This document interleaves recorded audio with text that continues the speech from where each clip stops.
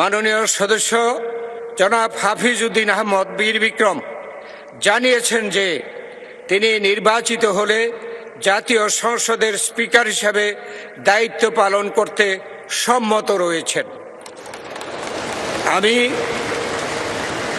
আমি প্রস্তাবটি উত্থাপনের জন্য মাননীয় সংসদ সদস্য জনাব নুরুল ইসলাম 110 বরগুনা 2-কে আহ্বান জানাচ্ছি। মাননীয় স্পিকার, মাননীয় সভাপতি, আজকের এই মহান সংসদে আমাদের সকল সদস্যবৃন্দের নিয়ে আমাদের সংসদ নেতা জনাব তারেক রহমান সাহেবের নেতৃত্বে আমরা এখানে উপস্থিত পেরে আল্লাহর শুকর আদায় করছি। মাননীয় সভাপতি, আজকের এই মহান জাতীয় সংসদে মাননীয় স্পিকার হিসেবে 117-3 জনাব হাফিজউদ্দিন আহমদ বীর বিক্রম তাকে মাননীয় স্পিকার হিসেবে নির্বাচিত করার জন্য আমি প্রস্তাব উত্থাপন করছি।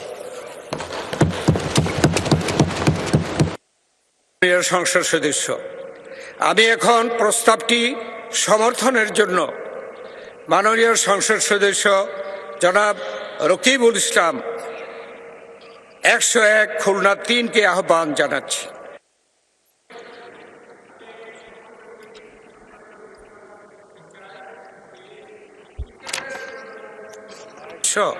জনাব হাফিজউদ্দিন আহমেদ বীর বিক্রম তিনি 117 ভোলা 3-এর সংসদ সদস্য।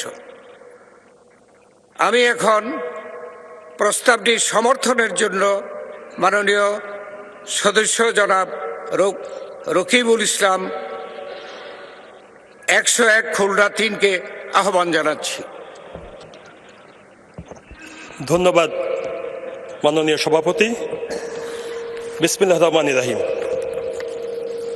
আমি রকিবুল ইসলাম 101 খুলনা 3, সংসদ সদস্য মোহাম্মদ নুরুল ইসলাম 110 বরগুনা 2, চিফ হুইপ জাতীয় সংসদের উপযুক্ত প্রস্তাবটি সমর্থন করিতেছি। ধন্যবাদ মাননীয় সভাপতি।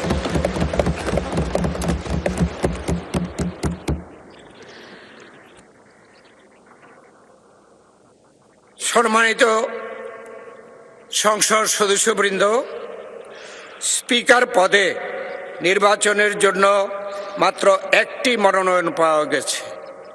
এ অবস্থায় মাননীয় সংসদ সদস্য জনাব হাফিজউদ্দিন আহমদ বীর বিক্রমকে স্পিকার পদে নির্বাচিত হয়েছে বলে ঘোষণা করা যেতে পারে, কিন্তু কার্যপ্রণালী বিধির 8 বিধিতে স্পিকার পদে নির্বাচন সম্পর্কিত প্রস্তাব ভোটে দেওয়ার বিধান থাকায় আমি প্রস্তাবটি সংসদের সামনে পেশ করছি।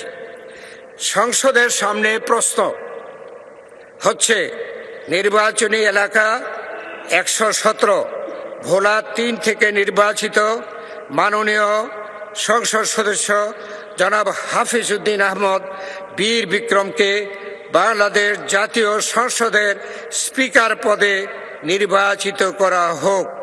যারা এই প্রস্তাবের পক্ষে আছেন তারা হা বলুন। যারা এই প্রস্তাবের বিপক্ষে আছেন তারা না বলুন।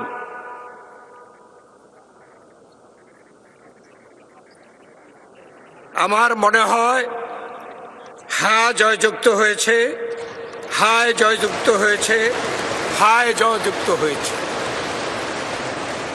অতএব মাননীয় সংসদ সদস্য জনাব হাফিজউদ্দিন আহমদ বীর বিক্রম সর্বসম্মতিক্রমে ও বিনা প্রতিদ্বন্দ্বিতায় বাংলাদেশ জাতীয় সংসদের স্পিকার নির্বাচিত হলেন।